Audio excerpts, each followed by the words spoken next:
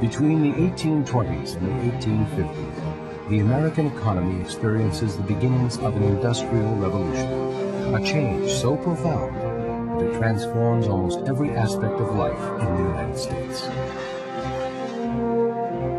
This revolution is fueled by many factors, beginning with an explosive growth in population, and then a resurgence in immigration, governed by laws that had been enacted decades earlier. Congress sat down in 1790 to figure out who can be a fully participating citizen. And the clause that was written into that law, which was on the books for over 160 years, was free white persons.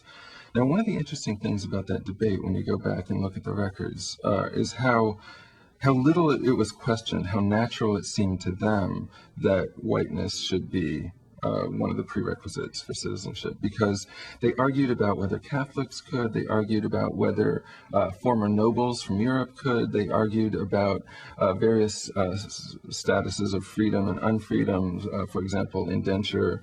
They argued about a million things, but never once was it questioned that whiteness would be a prerequisite.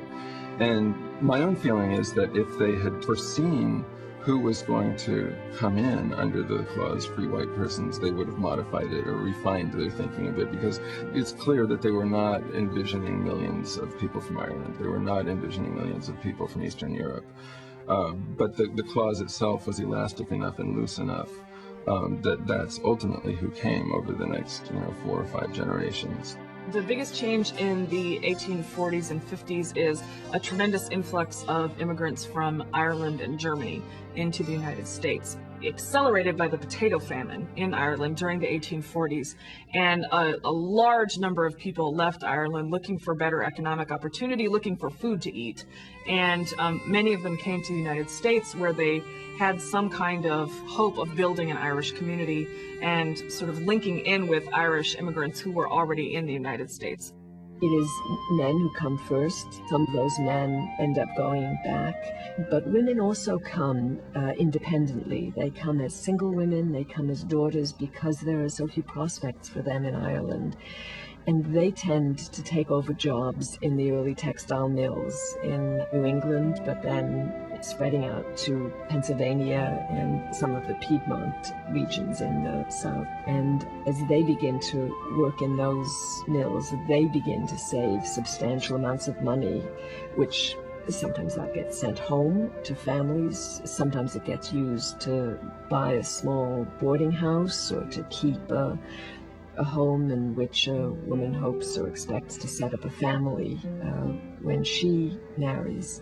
So there is, even for women, then that hope of moving out of wage labor. The number of German immigrants also expands during the 1840s and 50s. In part, they're fueled by the Revolution of 1848 in Germany. The Germans tended to immigrate to the center of the country and immigrate into agricultural areas. Many of them did stay in cities, but a larger proportion of Irish immigrants stayed in cities versus the German immigrants. And that's why you get a slightly different character and a slightly different reaction to the two populations. Some native-born Americans are clearly dismayed by the increased number of immigrants. So on the one hand, you have an economy that seems to require all of the peoples of the world, and on the other hand, you have a polity that is incredibly exclusive And one of the stories of American history over time is those exclusivities kind of breaking down, or at least the circle of we the people becomes wider and wider over time, always with fierce contests. One of the things that both German and Irish immigrants had in common that really bothered quote-unquote native-born Americans in the 1840s and 50s was liquor consumption. And they were seen stereotypically as very intemperate peoples, especially in the case of the Irish, of sort of brawling, unruliness, in many cases dishonesty. And it's also true that native-born Americans drank as well. But that centrality of alcohol in those two cultures became the site of a whole host of other stereotypes about those immigrant populations.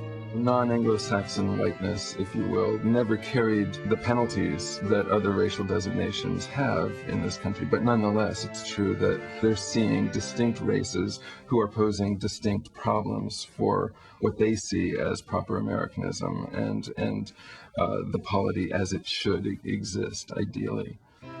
The Industrial Revolution is also fueled by improvements in transportation.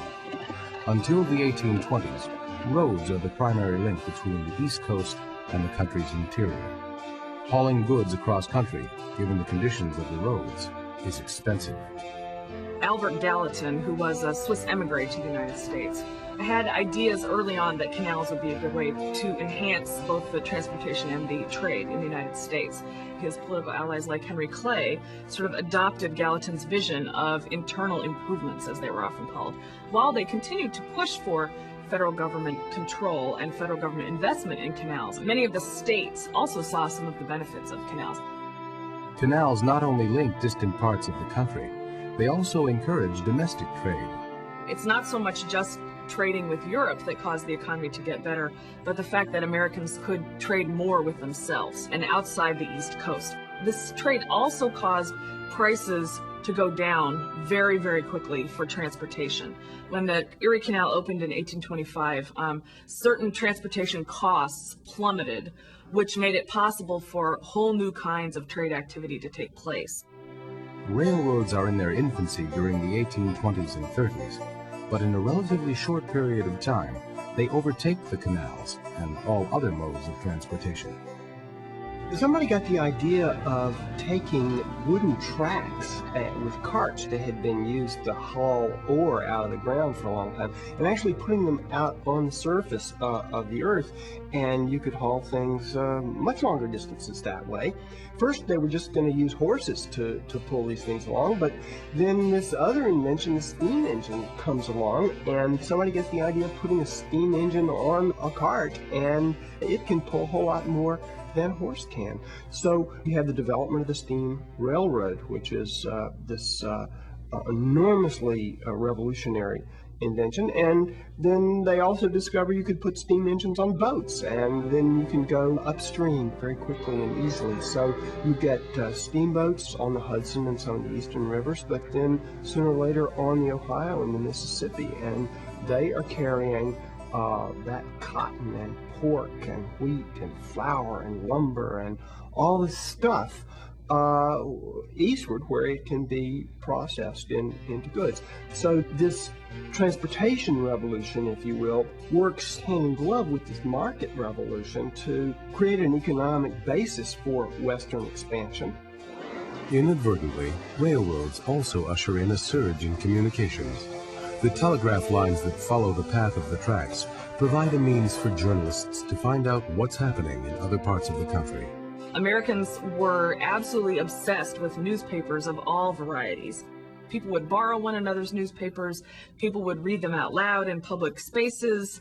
Often very large sheets of newsprint would be posted on the outsides of buildings so that people could come and read news as they walked by. And so it's very interesting to think about the population of the United States being absolutely fueled by this thirst for communications. One of the things that the technological revolution created was the steam press, in which you could turn out thousands of copies of a paper in no time at very low cost and sell them all for a penny. And so the idea of creating a penny press to appeal to the urban masses was irresistible, especially when you figured out how to fill up these newspapers, not with long, dry treatises about constitutional issues, but gripping stories about murder and mayhem and, all this kind of stuff that everybody loves to read about. And using the cheap newspaper, both Democrat and Whig editors were able to reach out and influence a much wider public than they ever had before. And then, of course, they become hungry for news, and they start sending reporters out to gather up stories, subscribing to the Telegraph so that they could transmit information like, what's the price of cotton doing in this distant market? All those kinds of things become an increasingly important part of daily life and of political life. Many people think that newspapers had a lot to do with Americans really feeling like Americans. They could read the news, they could feel a sense of a common cause with people elsewhere in the country who they might not ever meet or have anything in common with, and communication was very important for that. Economically, the North and the South are following quite different paths in the first half of the 19th century.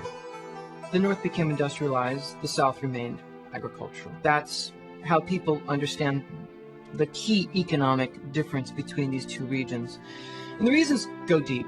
One of the reasons has to do with a relatively even distribution of settlement among families in the North, and there was lots of water courses for water power. And more than that, the North was a place where there was a vast amount of technical knowledge. Technological changes in the 19th century allowed for much greater energy, much greater work energy to come out of the mills, really the blueprint for the modern factory. It would be a myth to think that technology alone caused the Industrial Revolution in the United States. For one thing, factories in the United States started out not being mechanized at all. A factory was just a way to organize the labor of a business. Started out in businesses like shoe manufacturing or cloth manufacturing, bringing together people who would have been small contractors or worked in their own homes, both men and women, under one roof, funded by a corporation that owned the products of the labor instead of the family owning the products of the labor. When you add to that system of organization, that business idea of a factory, something like mechanization that can allow you to do more work more quickly, then you start to get the kind of industrial development that we might associate more with something called an industrial revolution. It used to be that the shoemaker would do everything. He would take your order face to face, he would trace your foot on a piece of paper, and then he would go to work cutting out the leather and making the whole thing, and then he would be the one who took your money when you came to pick it up. Under the new system, they use standardized measurements. They don't measure your foot. Somebody cuts hundreds of uppers all at the same time. Somebody else stitches the sole together. Somebody else sews the upper to the sole. And finally, you have hundreds of shoes which go into a barrel and go onto one of those canal boats and go out to Cincinnati, and then somebody buys them in the general store.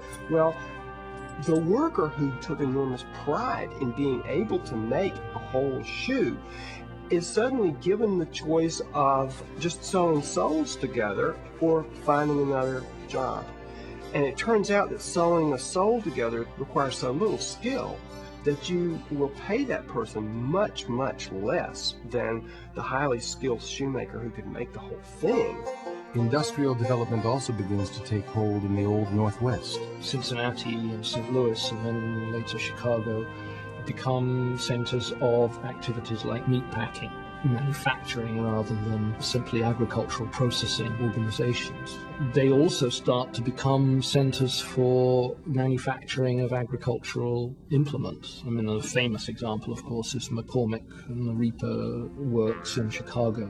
And so these cities start to acquire roles as both processors of agricultural produce and distributors of agricultural technology. And there's a lot of debate among historians of what's really driving this change. Is it demand among consumers for more goods, or is it the supply of more goods? So if you have new technologies, for example, it allows you to produce a greater amount of cotton or a greater number of chairs, but that doesn't matter if no one wants to buy such things. In these decades, the country also witnesses the emergence of a new generation of entrepreneurs, daring, imaginative, and occasionally ruthless. Many of the very earliest industrialists had made their money in trade of various kinds. One of the best examples of this is the earliest mechanized textile mills in the United States, Samuel Slater's Brown and Almay Company in Rhode Island. Moses Brown had become a Quaker, and he wanted to find something better to do with his money than the slave trade. Now, cotton cloth is not totally removed from slave labor, but it's at least a few more steps comfortably removed. Other kinds of merchants would pool their money or would come together and invest in corporations. You do find banks willing to float loans by the 1820s, say, but usually it's people who made money in trade and then got interested in producing the goods that would enable them to trade on a much larger scale. Patterns of ownership in manufacturing vary to some extent from region to region. For example, in Philadelphia textile manufacturing, there's a much higher degree of ownership of relatively small mills by individual proprietors or partnerships rather than by these nascent corporate organizations.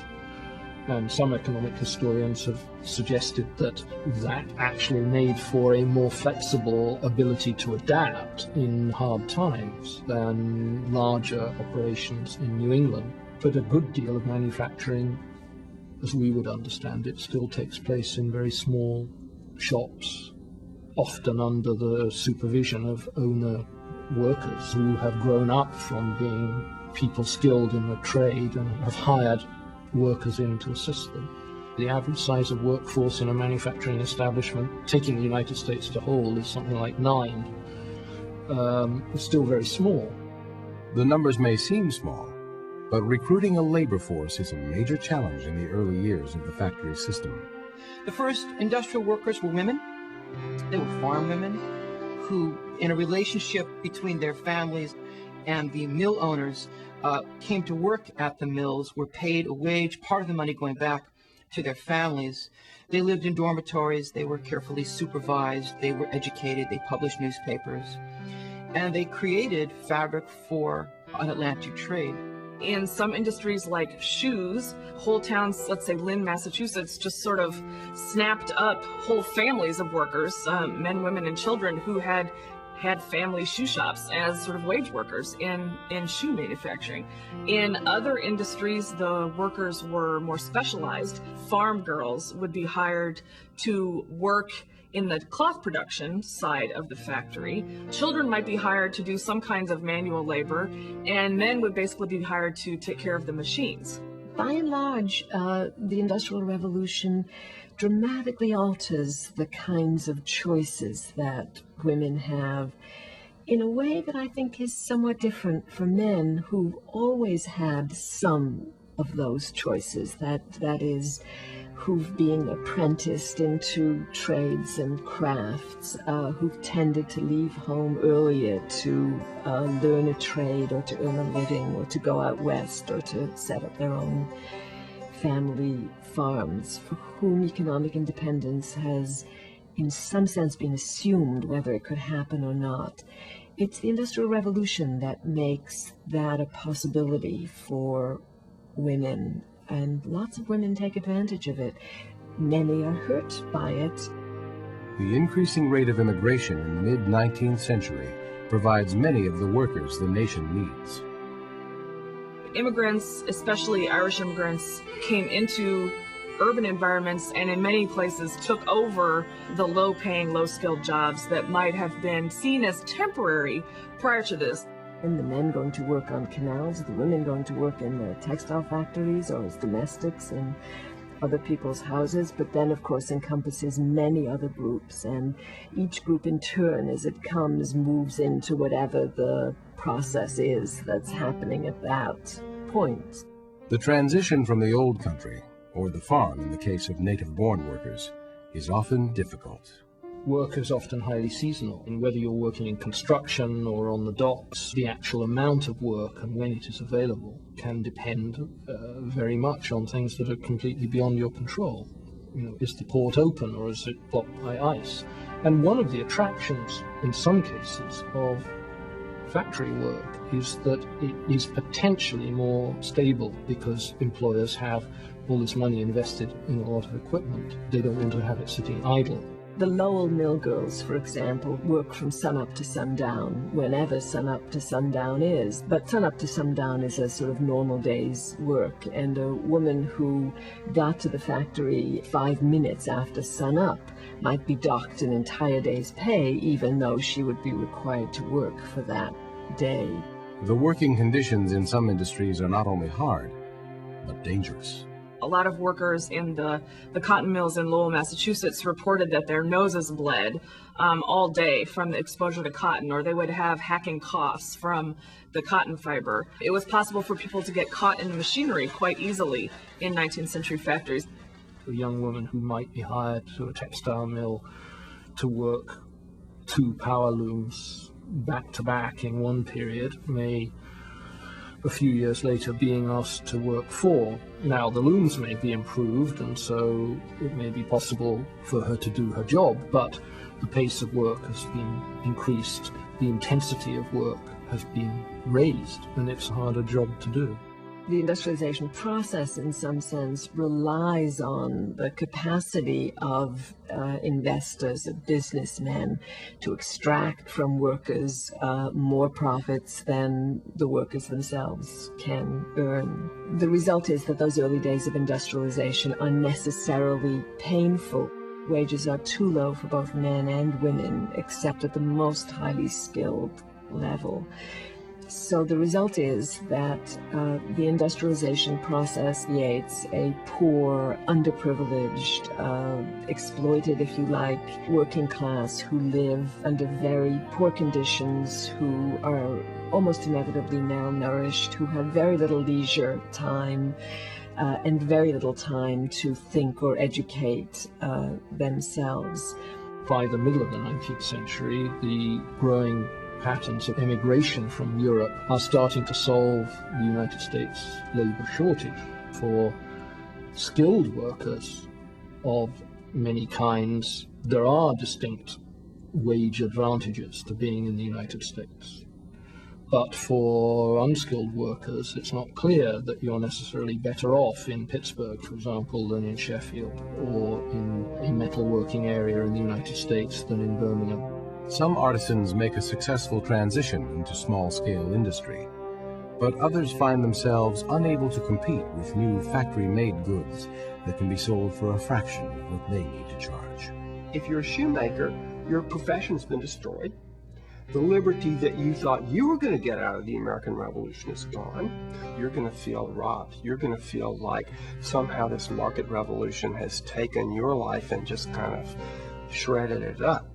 Social historians tell about the experience of the first of the journeyman craftspeople, artisans, who found themselves in those new and much more tightly disciplined forms of wage labor in the early 19th century. More clearly under the discipline of the employer, more clearly subject to changes in the market so that they could be thrown out of work more quickly, subject to market fluctuations, subject to price.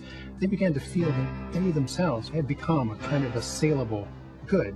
And some of them called it wages slavery, the slavery of working for wage labor.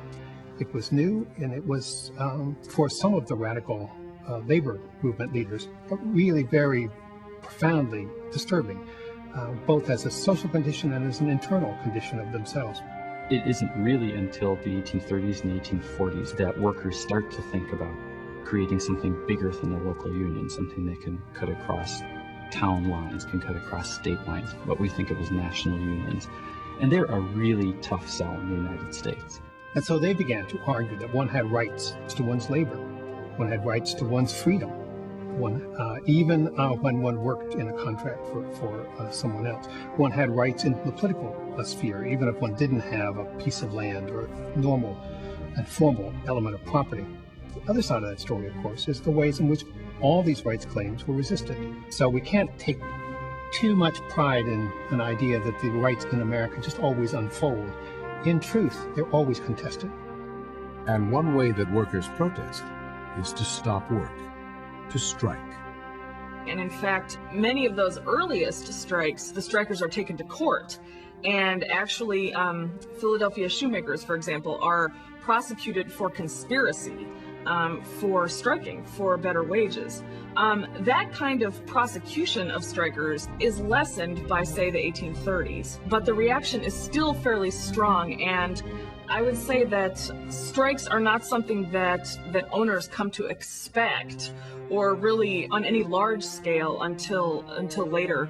Until a famous law case in Massachusetts in 1842, Commonwealth versus Hunt, there is no legal recognition of trade union as a recognized body, and the precariousness of labor organization is also revealed by the difficulty of sustaining organizations during economic slumps. As the first half of the 19th century draws to a close, the agrarian economy that marked the early 1800s has been transformed. The United States has developed a major manufacturing sector that is beginning to challenge the industrial nations of Europe. Even farming has taken on a market perspective. And although the changes spawned by the Industrial Revolution are far from complete, America's future course is irrevocably set in motion.